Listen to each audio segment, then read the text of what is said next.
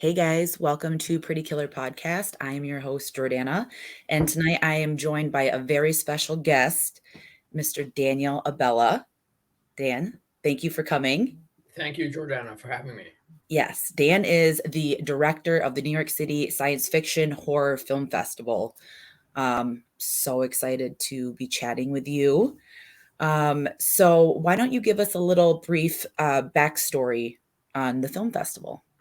Well, back around 2016, a couple of friends and myself realized that there were no real sci-fi festivals in New York City. I mean, New York had a horror festival, and and there were a couple of them in Long Island, but none in the city. So we decided this would be a good opportunity to jump on board and create one of our own. So Absolutely. the first festival we did at the Roxy Hotel, and it's very well attended. Yeah. And it was a multi-day festival. And then we decided this is something that really I think a lot of New Yorkers would appreciate.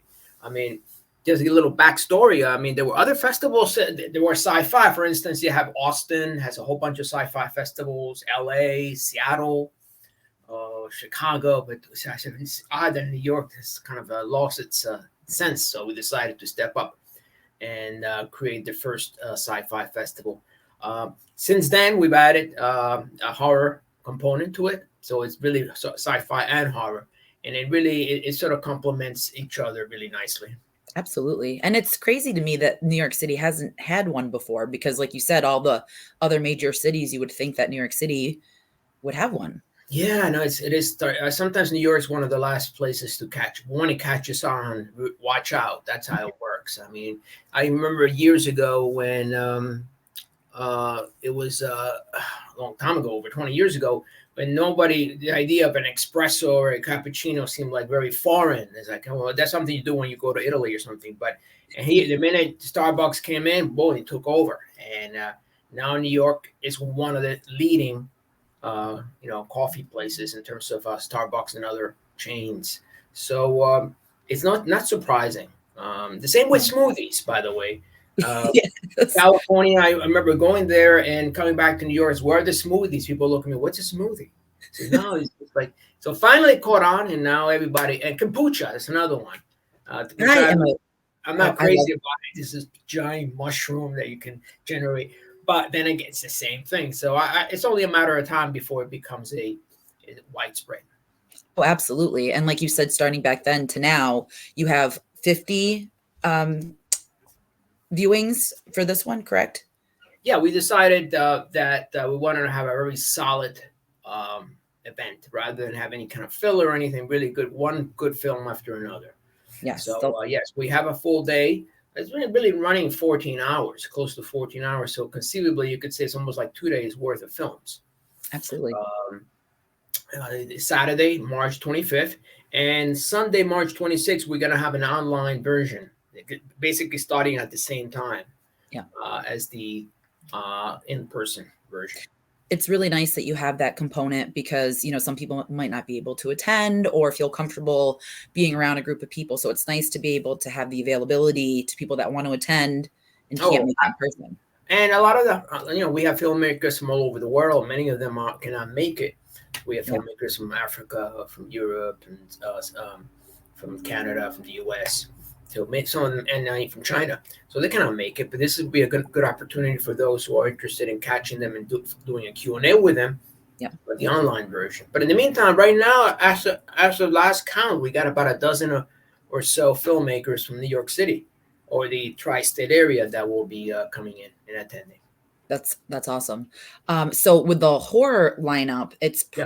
it's pretty intense. And I went over it, and I know that they have for the horror and the supernatural shorts, Finger, Storage, Dilemma, The Hangman, just to name a few. And they're all like the descriptions are just so interesting, like the concept to have it. Yeah, screamers. So the horror selection basically ranges from pure psychological to sort of a hardcore horror you might find, like Living Dead, zombie type of stuff. So it's a nice mix, and there's some of them are like in between. So yes, I'm very happy. I mean, I'm a big horror fan, and I've when I started watching those, I said, "No, I hope it's not one of those classic slashers." I mean, I've seen tons of them, but Yeah.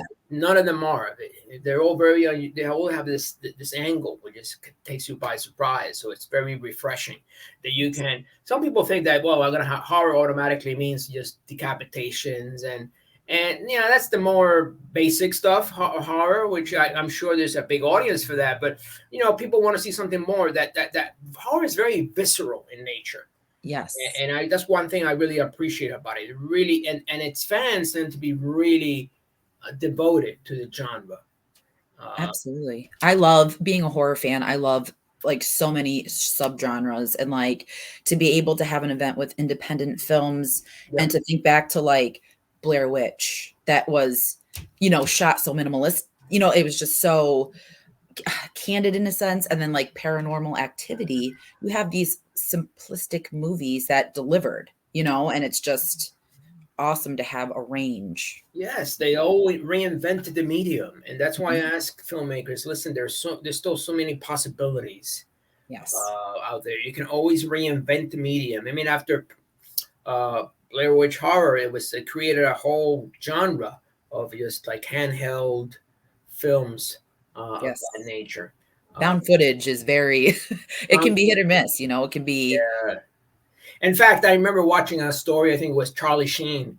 Um, I think he was coming from Thailand or Indonesia, and they came up. Apparently, he had some found footage, but it was so real that that the TSA stopped and said, "What is this? Some kind of snuff film out here that you're importing?"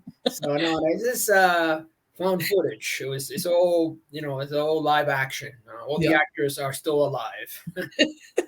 Yeah, because I've seen a couple that are very like you kind of want to look to see, is this based off a true event? Like, is this real? Because some of the ones I've seen lately have been very like like You know, scary, terrifying. I mean, I'm not sure if you remember this, but I remember going. Wait, this is it reflects how old I am. But I remember going back and watching a film called Snuff, I've and heard of it. I saw it on the video. It came out even earlier. It came out back in the 80s, 70s, but I Yeah. saw when it came out on video. And my goodness, I thought this is a snuff film. It's the whole thing. And then they created this whole, but the take was like an early Blair Witch. It's like, definitely people were concerned. No, it turned out all the actors were alive, and um, it's fine. It was just that the handling and the promotion, the marketing was absolute genius. People want to watch that film, and I remember the logo Snuff uh, where life in it made shot in shot in South America where life is cheap or something like that. That's a really I'm good sure tagline. you would be able to do that. Be running across all kinds of politically correct.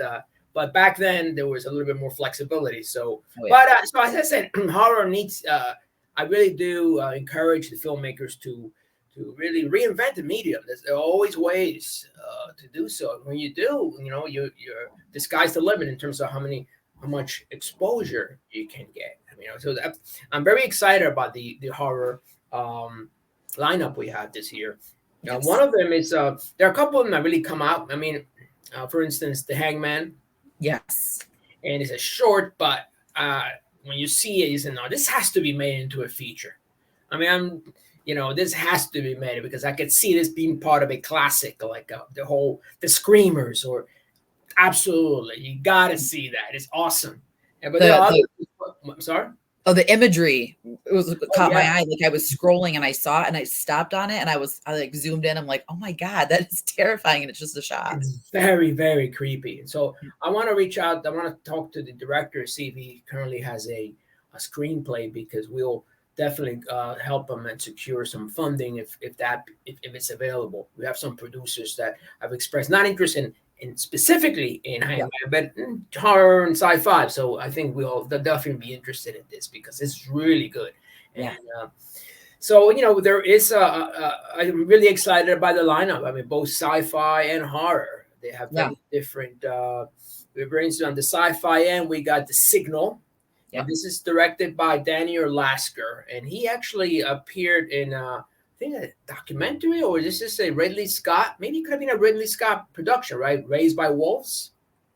I've heard of that. Yes, I think so. Yeah, and but it turns out that he lives in Zimbabwe, and Wow. he directed a signal, Yeah. by this strange signal from outer space that turns people into these like maniacs and homicidal maniacs. But the way he handles it is very, very, very inventive, very creative, and it's an Yes. all African Zimbabwean cast. So That that sounds great. yeah, so it really are. We try to cover all the basic tropes within sci-fi and horror. Yep. So, for instance, we got one from Spain that is a world premiere called is a sci-fi short called Glisa, and Yeah. it has a slight kind of Star Trek quality to it, Hmm. but it's done really nicely. So Yeah. So with that being said though, so what were some of like with the movies that you kind of brought up, like Snuff and Blair Witch, what were some movies as a kid that really stood out to you, even right. scared you? So I would say the one that really floored me is The Exorcist. Oh, It's yeah. like the original when I saw it at the Paramount Theater. Down it doesn't exist anymore.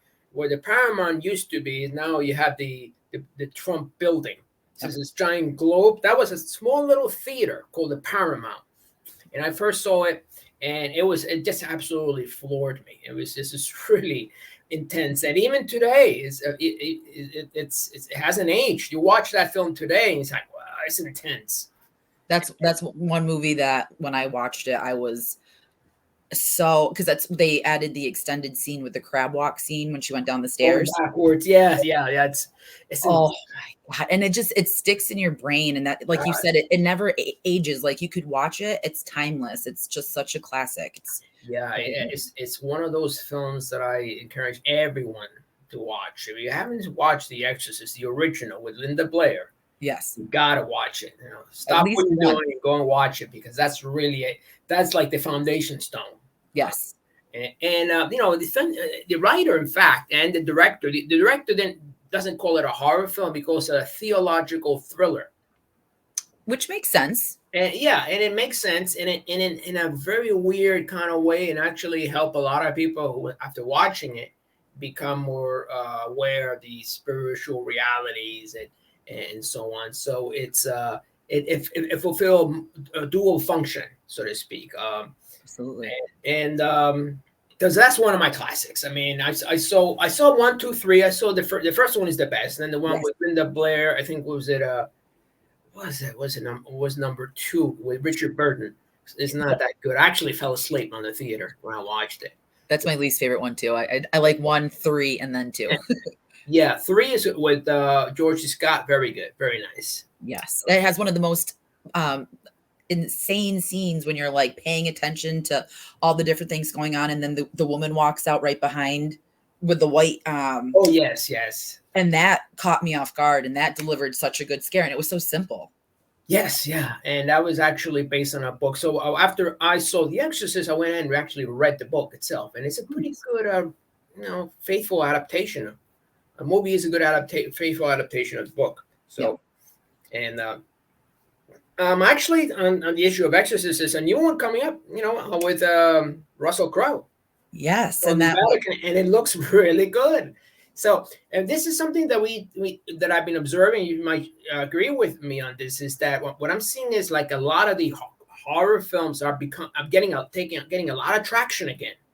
There was a period, we seen what was it? Winnie the Pooh. Yeah. Yes. Smile. Yeah. The I think what's the third one that also came out? That is also doing really well at the box office. They had Terrifier 2 come out, and that was like a indie film, and it was Art the Clown. Yeah, and that one's more like a gore, like a slasher, but that one's making a lot of traction. I think that was like the highest grossing horror film for 2022. Yeah, it's not surprising. Drama films are awful these days. I mean, I like a good drama, but they seem to be, unfortunately, a lot of these drama films seem to be written by committee, and you can. The one with M. Night Shyamalan. Yes. Oh, Knock at the Cabin. Yes, yeah, I haven't seen that, so I'm gonna definitely, and so I hope a bunch of them, and I think that they're all really good. They what they really suggest is that for those who are indie sci-fi, indie horror filmmakers, this is a good time. People I are feel looking back. Yeah, it's such a great time for horror, and I love seeing like because they just got done. David Gordon Green got done with the Halloween trilogy. Like they just had Halloween Ends last year, and then Scream 6, which is Screaming back. Yeah, set in New York City. So we'll have Ghostface yeah. in New York City. So I'm interested to see how that's going to play out. No, there I've seen it, and I think the people, the studio heads, and recognizing that horror is very viable. I think because there was a time where it seemed to have retreated. You Yeah, had a couple of franchises, but that was it.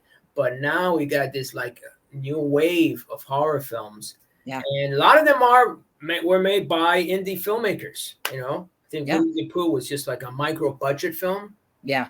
I'm still thinking of this other one that came out. That it's really I can't Was escape. it Barbarian? Might have been. It'll come to me, but yeah, Now that we now that we talk about it, there's so many. There's literally been so many horror films or like thrillers that have come out in the past couple of years, and it's just, I think it's great. I think it's great that there's like a spotlight shown on them in a sense. I think that a lot of they realize that you have two.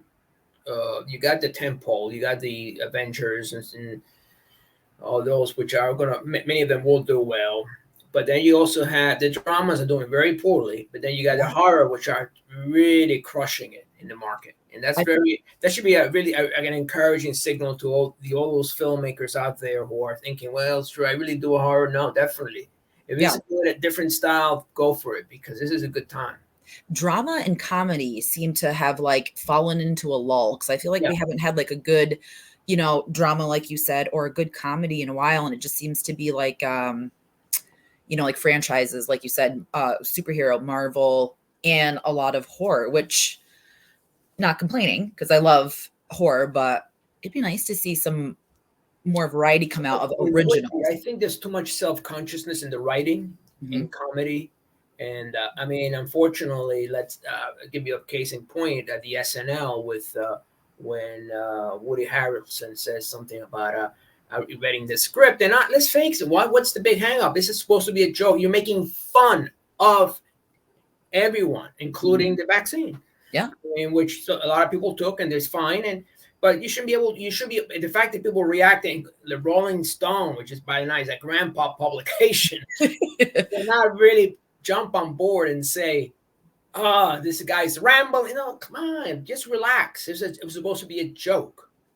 You I'm know, glad that you said that because I feel like now it's very hard to poke fun, to make any sort of joke because it's going to be received poorly somewhere and there's going to be backlash. And it's sad that that's yeah. We see. I think horror, at least knock on wood, the most recent, is still fairly immune to that. yes. I hope they keep it that way because that's when you become too self conscious as well. I somehow this misinterpreted by this one small, very tiny demographic in the middle of nowhere. Maybe I Yeah. should pull that. And before you know, you got nothing. You got always take chances. Yeah. As long as you're not being offensive and it's all done in a kind of a tactful way, you Yeah. can get away with a lot. Absolutely. You And that's know, why it's good too, getting back to the festival, that you're, having this opportunity for people to show, like their strengths and to show what they've made. And like you said, it can be very scary to like have an idea and think like pre-notions, like, is this gonna be received well? Am I gonna offend, like you said? And it's nice to be able to have sure, that. absolutely. And one thing about the festival with is that it has a not only is it from I think all six continents. It also has it's very diverse. We got a really large, a lot of female directors, African American. We got two directors of Native American. Oh, wow. One of them is directed this film called Ulame, which Hmm. which is loosely based on an Edgar Allan Poe story. Yeah. And his name is Gary Rhodes, and he's of Native American. And then we have another one as well, forget now. That's also has that with him.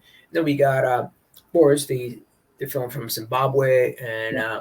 so it's without preaching it, without virtual signaling. We got a really good. Anyone who comes to our show and look at the directors will see that we really represent a wide swath of ethnicities and cultures and races and so on, Yeah. without sacrificing talent, without sacrificing quality, because often that's the problem.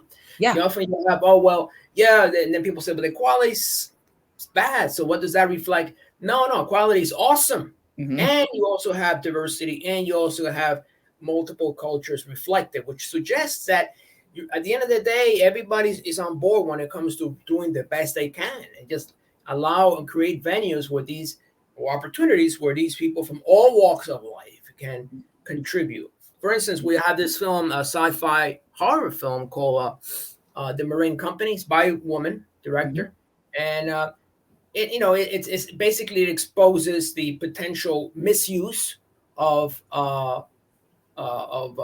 sexual machines or androids in the future. Yeah. Done by a male director, it might have been regarded as again classic, exploitation. But as a director, it was a female, and she is actually will be attending. She just wanted to expose what's the potential problems that might happen in the future when we start giving robots actual identities and names and treat them as human beings.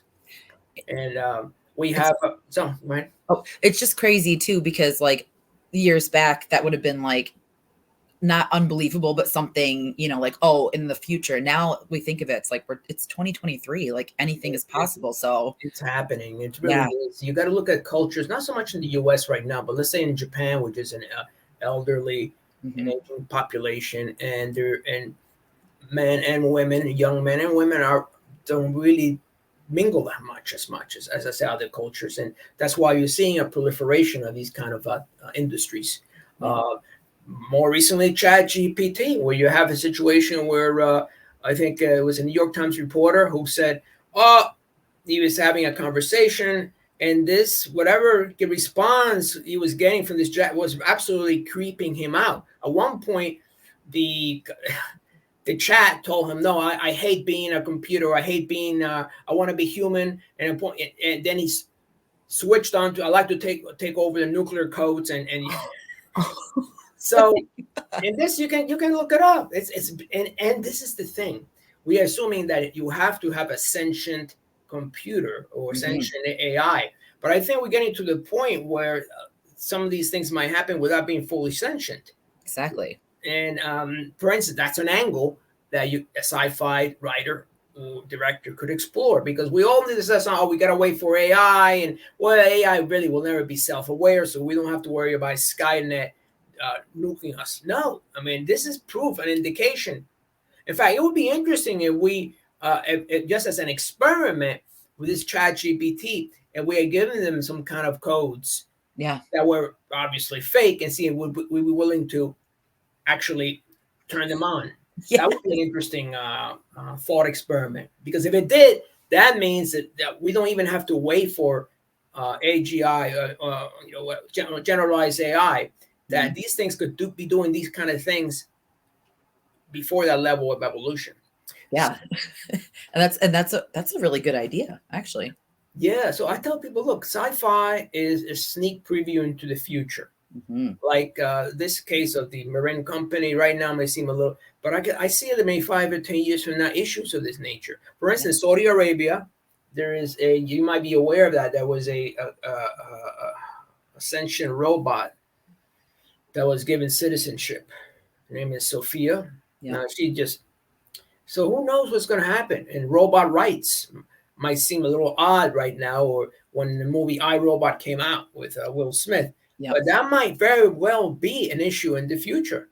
Absolutely. I mean, look at Megan, and that's like a current Blumhouse, horror movie, and the way that, the thought of having a toy, like Yeah, having a person in a sense stand in to be company for a child, like people would pay money for that. And then like to see how she adjusts and the evil, it's like it's crazy. Yeah, I think that it really does shed some light on on what these developments, how these developments will impact the culture. Yeah. Or the movie Her, remember Her? Hmm. Or Joaquin Phoenix when he talks with. That's actually very similar to uh, what this reporter experienced. At one point, the AI told him that he or she or whatever or it was in love with him. Yeah. I mean, it's like, oh, what? This is exact. It's bizarre. Like, and it was a New York Times. You know, they tend to be a bit on the jaded side. These New Oh York yes. Times reporter, and he was really creeped out. So I definitely, anyone who they look it up, and there'll be other Chat GPT interactions that have been going on. So there, I think the thing about sci-fi, it really does give us a sneak preview into the future. There are a lot Yes. of developments taking place that we might not think, we might just regard them as just pure fantasy. But give it enough time, and we'll definitely find we'll have to deal with them. So Yeah. so your question is, what will you do? What is your opinion on robots? Do you think they should have rights? These are the kind of things we should be asking right now. And it's scary too because you ask like the one question, but then that needs to be followed by like three other questions. You know what I mean? Like because you could give an answer, but then think of the repercussions of that answer, and like what we're thinking could be okay at the moment, and then like have the evolution of it, you know, follow. Yeah, and so we have definitely what I see is that science and science fiction are really the boundaries are blurred every day. They're coming more and more together. So it's almost kind of quaint to refer to a festival as sci-fi. You might as well call it speculative science instead of science fiction, because Yeah. this really is the boundaries. So that it's getting thinner and thinner. It's so Mhm. much stuff that we are that we're I read in the paper. So Yeah. um, so the key is, in a way, I would say filmmakers have it will ennoble themselves with a responsibility to uh, get the word out. In a way, they're almost like activists, you could Yes. say, about what's going to happen in the future. I mean, while still being entertaining, which is the best way to really get the word across is to entertain your audience, but still get the message out. Absolutely. You Yes. remember I remember when the Matrix first came out. A lot of people couldn't understand heads or tails of it, and then some people. But then now it's gotten to the point where a lot of scientists are moving in the direction of the Matrix as well. Perhaps we're all living in a simulation. Yeah.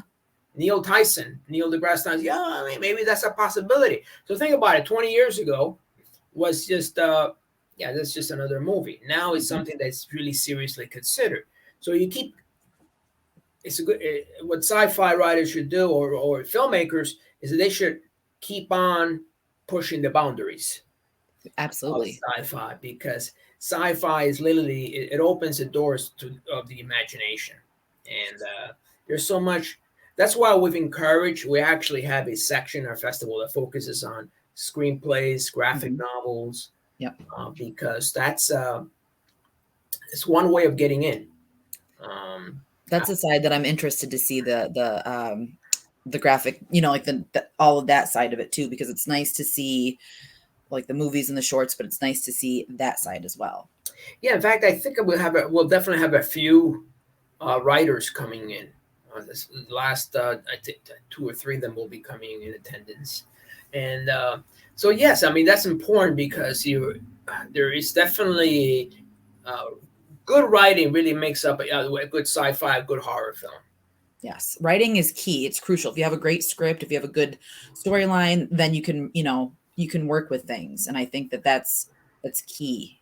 Now, sci-fi is a little bit more challenging to do in indie sci-fi with a very low budget, because by definition you have to usually involve more special effects and so on. But look at a film like Primer, right? Mhm. Yeah. Which was directed, I think, came out in 2004, 2005, I think 2004. Yeah, I think it was four. Yeah. Sundance winner, and it's made for $7,000 on film, But then and that's at that point, and it's still regarded one of the best size, but one of the best time travel movies ever. And such a low budget, but you can do it. Like I mean, Yeah. like you said, the special effects, but you can do it, you know. Yeah, no, absolutely. You know what it is. What you don't have in special effects, you can make it up in creativity and story, and you can really start looking at the film as a medium that doesn't have to necessarily follow a linear path. You could play around with time and space. That's what the great thing about film, Yeah. and and that's something people are perhaps a little bit too siloed into 3-act structure, Yeah. and that might work fine if you have several actors attached, well known, and special effects. And but sometimes if you're working with very little money, you want to reinvent the medium. Yes. What was that film that came out? Everything is done backwards. Um, Oh my God. I mean, like there was Benjamin Button, right? Where he like aged from old to young. that was yeah. That's a good one. There's another one with Pierce, and I forget. It was. But if you look, say Chris Nolan, who's huge right now, Yeah. his first film was called Following, which is basically about someone who's following somebody, and the film it has, he did it on a very low budget, Yeah. and so that's really often the place to get on, be onboarded. And the way I see a lot of companies now is that, and this follows the whole model that we're seeing in not just in film but across the board in publishing, is that they want to see what kind of the potential. I mean, so it could be a micro budget, but if you can actually, if it has that kind of quality that will expand across multiple audiences, they'll have no problem distributing it. I think Winnie the Pooh is that an example of that. And I can't believe that I just when it came out, everyone was freaking out. They're like, why do they have to do, Winnie the Pooh? And then just to see how quickly it went from that to where it is now. yeah, no, it's really is something. And then what was it? You have films of, as I said, the studio execs are looking at that. They'll provide the distribution. So they're especially in horror, they're not necessarily looking at big budget. As long as you can do something that really gets people on board and it gets them excited, like Blair Witch and so on, they'll definitely support you on that. Well, that was like with Halloween. Halloween is one of the most influential horror movies, the original, and John Carpenter did it on such a small, tiny budget. And look at it's still relevant now. You know what I mean? Like, look what it produced. It still does. On that subject, another film that another favorite sci-fi kind of horror film is In the Mouth of Madness. Yes, that's one of my favorites. Yeah, that's awesome. That really with Sam Neill, it's so trippy, and that's again you're reinventing the medium, and of course Prince of Darkness. That's another one, and that was I can imagine that probably was a low budget because we shot just one basically inside a church, or maybe it was a church, or it was dressed up as a church, and everything takes place around that. Yeah. So there is the Thing. Say. What about The Thing? The Thing is good. Yeah. The original that came on in the 50s and the more and the one that he did. Yeah. In fact, he called it the Apocalypse Trilogy. Yeah. Yes. Yep. Yeah. He seemed to have achieved a certain level of intensity there. And of course, They Live. Yes. Another one of my favorites too. Another one that's before The Matrix. It was They Live. Yep. And it's so funny to see his range go from like slasher to like that to Prince of Darkness, The Thing, like such a broad. Yeah, well, I think a lot had to do with money. I mean, with slasher and Halloween, or he did one called Dark Star, so before that, and then a few years before. But it's about a budget, so he had a little bit of a bigger budget. He could definitely expand into these other, but he always kept it, to a moderate amount. So you can definitely play with that, as long as you know what you're doing and have. That's why graphic novels are so good, because it's a storyboard. Basically it's a storyboard. You can use it for like The Matrix. Before, these guys had a book that's about 3 feet. 2 feet by 2 feet. The whole film was storyboarded. And then it cost like $75, but it's in. But so if you have an amazing storyboard, then you can actually see it. Yeah, show it to someone. This This is the first shot. This is in color, of course, and that's why we've seen a lot of those graphic novels being made into movies. Yes.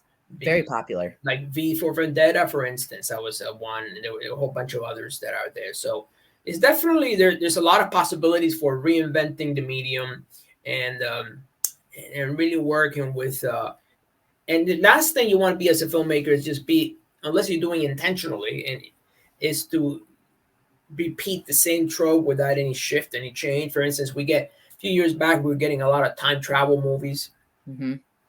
You know, basically the grandfather paradox, and so I felt that's already been done so much. You got, if you're gonna do a time travel, really got to twist it, do something different. Absolutely. Yeah, and but yeah, I mean, there are so many different possibilities out there that as a filmmaker. So you can start as a writer, Yep. or you can do or partner up with an illustrator and put together a graphic novel. Yep. Which you can sell. You can build your audience. I think one thing that I do want to mention is that a lot of filmmakers, it breaks my heart when I see that they have this amazing film, and I go on their social media and they have like 10 followers. I know. Isn't it Like, crazy? it's like that's going to be so hard to get anything. It's like 304 followers, and it's an amazing film. Yep. So It's very hard to get followers on some social media platforms that you think would be easy, but I see that a lot too. well, the ones who do are able know start from the beginning. So when they're doing those, before they even shoot the film, they'll have a trailer, and then as they're making the film, they'll release these sneak previews, a little bit, seen here a little bit, to get people like teasers. Yes. So you get more and more, you build up more. You don't just wait until the film is done and then here's my trailer, because by then a lot of people say, well, I never heard of it. So yeah, it's true. And it's like it's either one way or it's the other way. So it's either it's done and then they present it, or they show way too much in trailers. Because I don't like watching bigger trailers, because I feel like they give so much away. Yeah. In the trailer, like save some, like when you're talking about stuff from the 80s. Remember the old 80s trailers? And they'd show like a couple scenes with the guy with the deep voice, and he would just be like, snuff, and it would just be so simple. You always wonder who that person is, because yes. He definitely had the right voice for those kind of films. Yeah. No, I agree. I think a lot of trailers do give away too much, and you should keep it short and sweet, under 2 minutes. I've had trailers that are like 5 minutes long, like mini feature, the mini shorts, and they show everything. Like I remember, that's no good. Yeah. Sometimes the trailer sells the film. It may not be such a great film, but it's an amazing trailer. And that's why while making films, you got to actually have someone who specializes in trailers. So a lot of directors says, yeah, I'm a director. I'll cut my own trailer, and it's kind of lame. Yeah. You got to get someone who just knows, and the person will be able to put together an amazing trailer. Of course, a lot of this does cost a lot of money. So that's why you have to, obviously the filmmaker needs to balance where the budget is going to go into, but there are different approaches, definitely there are, but I think that's very encouraging that we're seeing all these films in the horror genre that are being brought, getting massive distribution. Yeah. And it seems like it's all word of mouth too. Like you don't really, I mean, we did see some promotion, but it like the bigger ones, it was like, oh, this independent film. And then all of a sudden it was like minimal showings at a couple theaters. And then this like huge, on streaming platforms. Right. And then it gets released in like all the major theaters. It's so amazing to see that. Yeah. Do you ever watch the show Evil? I've heard of it. I haven't watched it. Evil, you gotta watch. It's really done. I think that's what inspired the show. Is now on its third season. It's always third season, and it has Luke Cage. Or I think the actor who plays Luke Cage. Yeah. Oh yes, I know what you're talking about. Yes. I forget. I always think Luke Cage. I don't know who the actor is. Right. So forget. It's very well done. Mm-hmm. Very well done. So if you those who are horror fans out there should just check out Evil, because not the first couple of episodes. It takes a little. They build up. It builds up steam. But like halfway into the middle of the first season is really good because it's good writing, and Yeah. they're doing on a low budget. You know, they're not really going, and it's generated a lot of buzz. It's basically about this trio, Yeah. a skeptic, a psychologist, and an exorcist, and they like investigate different. It's like an updated version of the X-Files, but it has a lot more humor. It's like Oh, early X-Files with that kind of tongue-in-cheek humor. That yeah, so yeah. it's definitely recommended because that's what's inspired, I think, some of these studios to go and to get someone like Russell Crowe to start as the Exorcist, the Vatican Exorcist. Yeah, I Yeah. know. It's interesting. I can't wait to see that. But I definitely will put Evil on my list because The Mandalorian started, so I know my husband's going to be fully focused in that. So I'll have to Right. start my own my own show. Yeah, yeah. It's I mean, there's so many films. There's some that are really good. Take for instance the Montauk Project, which was Stranger Things. And those who don't are not familiar, is based upon an urban legend called the Montauk Project, where they're back in somewhere in eastern Long Island. Yeah.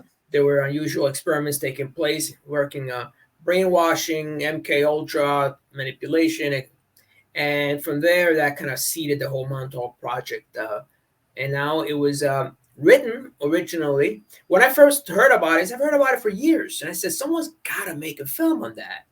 I mean, it's awesome. It's an awesome urban legend, Yeah. and ironically, I know a director who did the Montauk Chronicles, which is like a reenactment of what happened there, Oh.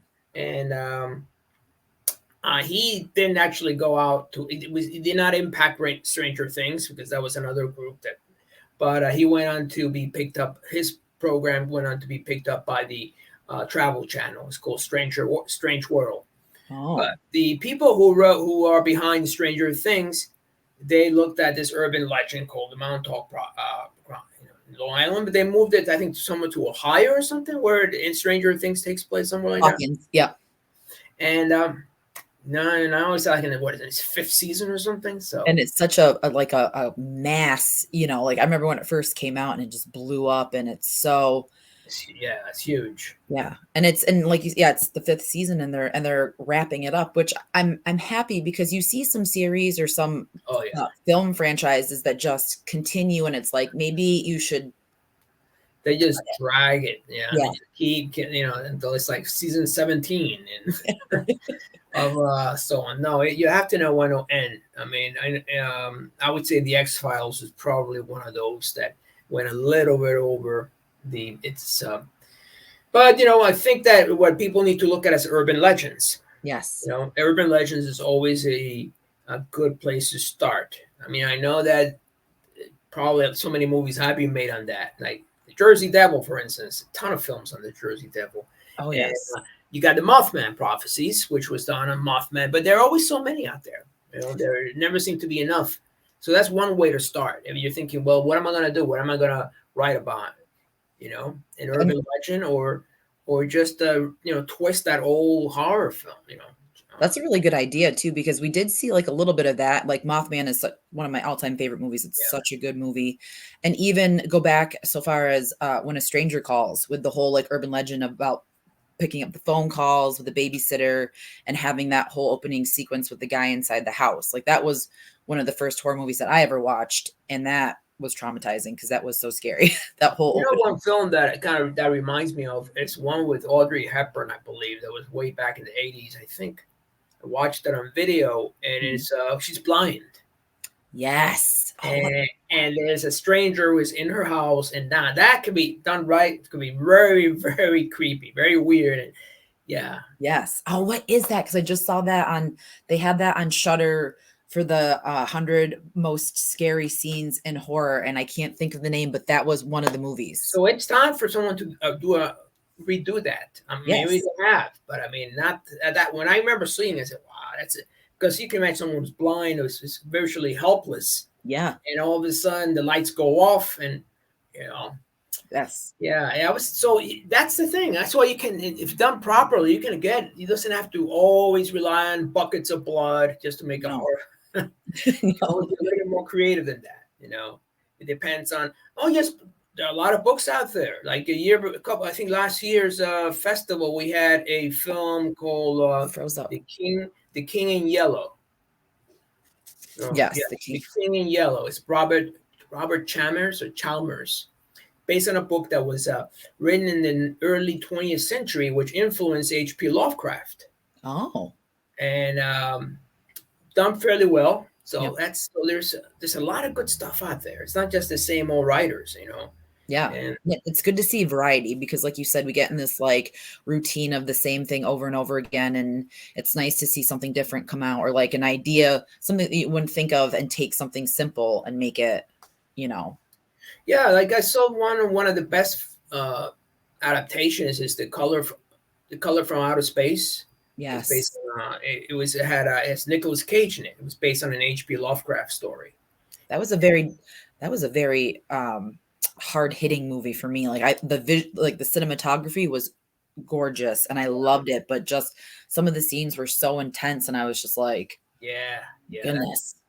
So he's they are there. You can also you probably if you with a good story, you probably can get someone like maybe not Nicolas Cage, but if you have enough, they'll take chances because good actors always every so often they will take chances with an indie.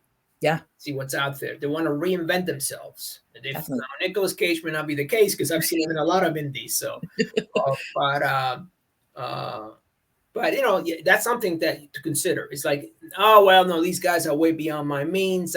Sometimes all you need is a cameo. Just a Yeah. one day Something cameo with I think Morgan Freeman in their first Saw film. I think he was, wasn't he? I He was, think so. Yeah, yeah, I and believe so. it's just a cameo. It's like okay, you give him a few $1,000s, and now you got starring Morgan Freeman. Something. Yeah, well, even like Joaquin Phoenix, I feel like he would be someone that would do like a more indie Yeah, based, because he's just he's a versatile character and he's been in so many, like Signs and like the new one, Something's Wrong with Bo, I think. right. So I think he would be great for something like that too.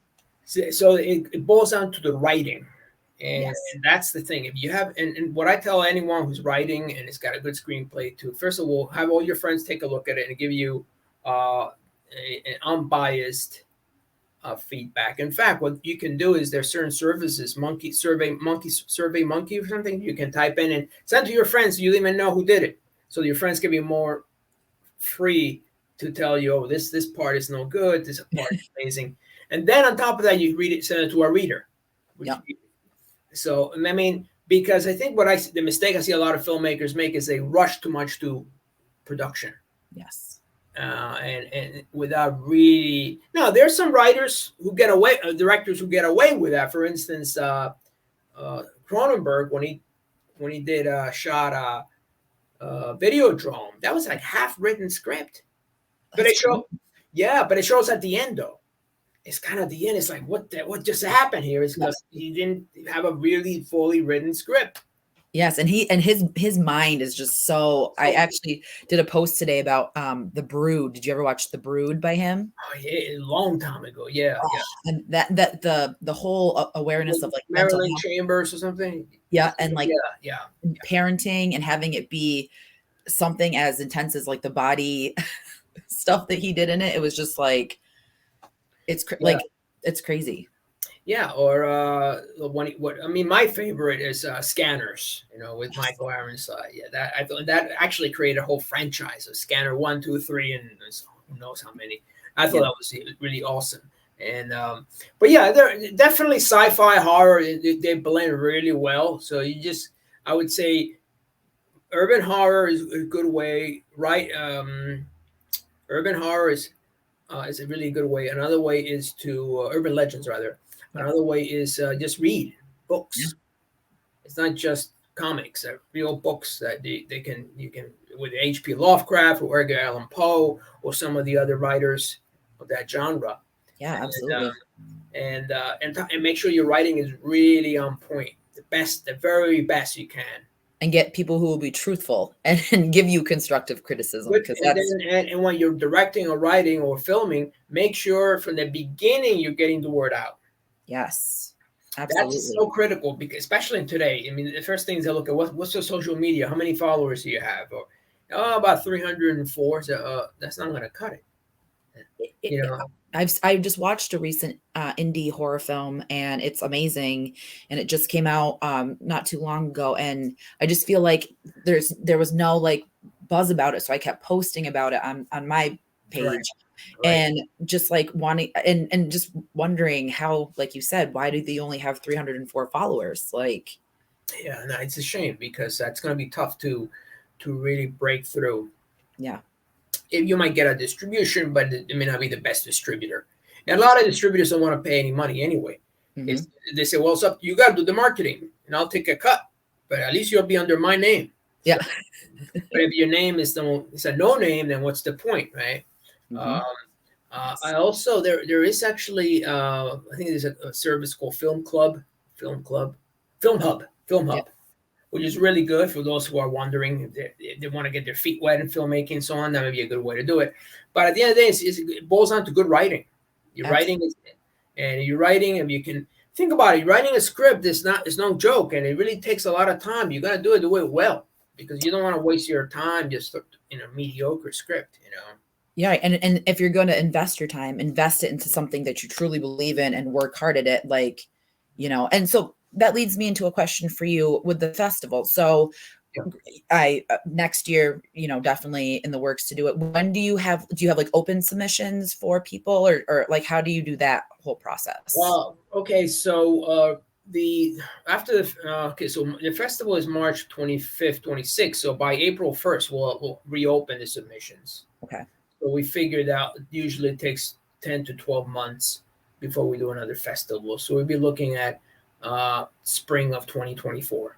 Okay. Just because there's a couple people that I talk to on my page, and they, have ideas, and they'll write short stories, and they'll send stuff to me. And, I feel like with a positive push and encouragement, like if you're really dedicated about it, take it to the next level. And then, thankfully there's film festivals that you put on, and that kind of can spotlight people, to work towards what they want to do. So, Well, the idea of film festivals are really good. More, they serve a morale boosting mhm. function. I mean, with there's no substitute for the live festival Right. when you actually have your film seen and by others and appreciate, and that really makes a big difference because more often than not, a lot of filmmakers are working on running on empty. I mean, they don't, Mhm. after they put their life's blood, a pound of flesh into that film, they have nothing left. Right. I still hear it. It broke, and so the one thing that's going to keep them going is, oh, this film is awesome, or this and that, because that's what they're looking for, that kind of extra motivation. Yes. And so yes, film festivals are, and also you meet others. I mean, you build a mailing list. You meet others who will help you. Perhaps you can network in making other shorts or trailers, and this way you meet other people, whether it be you're a writer or maybe you can meet a cinematographer or a director or a producer. Yeah. So you never know. So festivals are really a good way to get the word out on your film, and and make sure that it's on social media. Yes. And really get out and get people who will help you promote it. And if you have some kind of budget, get with a reputable marketing company, small Hmm. one, you know, Yep. that can get your SEOs up. And that's something a lot of artists rightfully don't even want to hear that because you see, I'm an artist and I have this vision, but unfortunately, long gone are the days where someone will say you're amazing, and I'm gonna, you know, bring you in, and we'll definitely take care of you. That's you're on your own. Yeah. But but the advantage of that is if you do have something that catches on, then you really have a lot of control, and you can get it in front of thousands of people and make a decent living from that. Yeah. You know, so it's up to the filmmaker to really come up with, really dare to be different, especially in these genres. Yeah. There's a lot more flexibility, a lot more latitude in sci-fi and horror than let's say in drama. You know, and but then you look at the time traveler's wife. You know, Exactly. Yeah. It's nice to have such an open space and be able to, like, if you had, you know what I mean? Like, I know people, work full-time jobs, families, and they love to, the idea of writing and doing that because that's like their true passion. But in, reality, some people have to work the 9 to 5 and they have to, do that Sure. stuff. But it's just nice to know like there's the possibility that something might happen. You can just build it up slowly. I mean, Yes. build it up by getting your fans. It's like it's well known horror conventions and horror. You sell your film right then and there. Yeah. You sell it. You set up get a table and sell your film. And as long as you do it in a way that's low budget, then you can at least make enough money for your next film and your next film. And at some point, you'll build enough of a fan base that you'll actually have to give up on that job and live on that. Yeah. So and no, it's no longer frowned upon. It's no longer. It's like, oh well, he's only a low budget, and we're only looking for at least 5, 10, 20 million budgets. And no, you might very well find out that after a year or two of getting your word out, that the big guys want to come in and help you do mass distribution. You can still keep control. Exactly. Like with some of these micro budget films, like so it's you really have it both ways. Right now is a good time to really, and let's look at what's happened in the last couple of years to the economy and the whole lockdown and everything, how it made people really strange and act weird, and with the vaccines and people's beliefs on that, and the diseases and the economy and what's happened. There's a lot of fear going around, which you can, as a filmmaker, as a writer, can capitalize. Like in the 50s, we had this concern about, Russia, and which seems we have the same concern today. But back in the 50s, we had that concern about, Soviets and Cold War and all that. And that was when we had all the flying saucers and the UFOs out there. That's not too far-fetched either. We haven't gone very far from that. The UFOs and the Soviets and the Russians are still back, but perhaps you can do just a little twist on that, Yes. And that's the key. Just to stay up.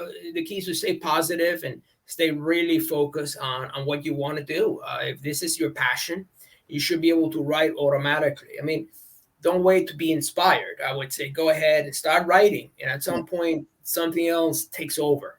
The writer in you takes over, and it's easier and easier and easier.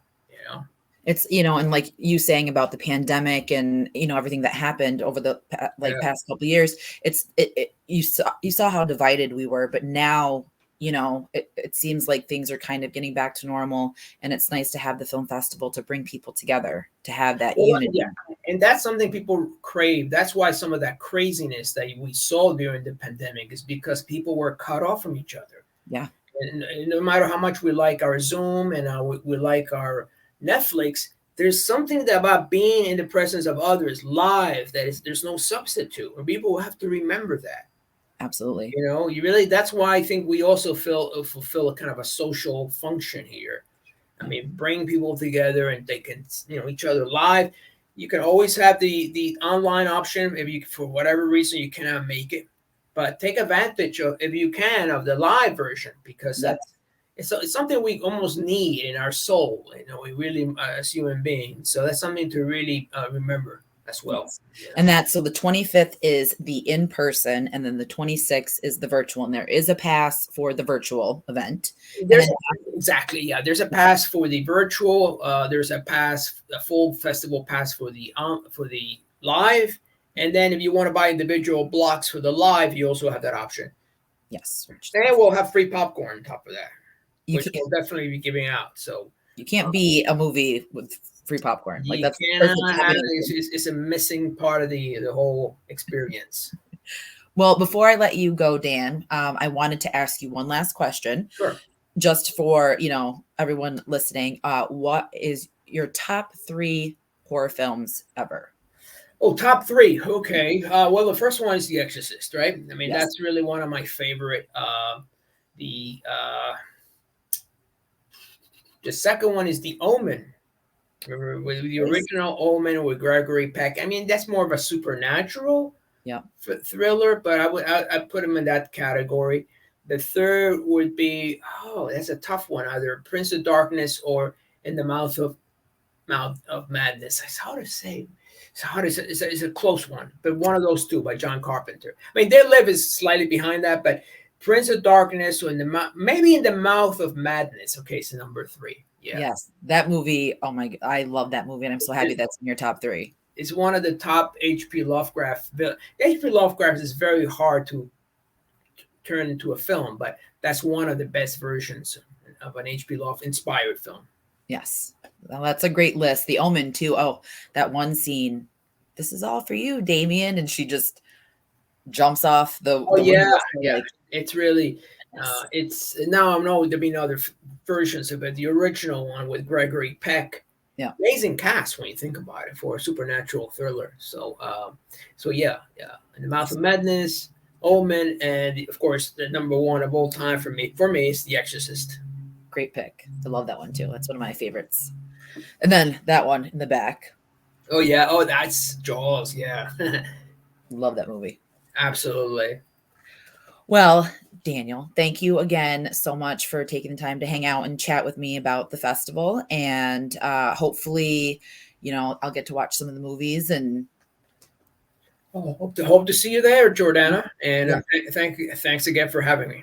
absolutely. And again, for everyone that's listening, March 25th, in person, 26th, virtual event. And you can check out you'll put the link for the New York Sci-Fi Film Fest, New York Sci-Fi Fest.com. Yes, absolutely. Yeah, I'll put the link down below so everyone will have access to that. You see the lineup, buy your tickets if you're going to be in the New York City area. You don't want to miss it because it looks fantastic. Yes. But again, thank you, Daniel, for being a guest tonight. And thank you, everyone, for listening. Thank you. Bye-bye. Bye-bye.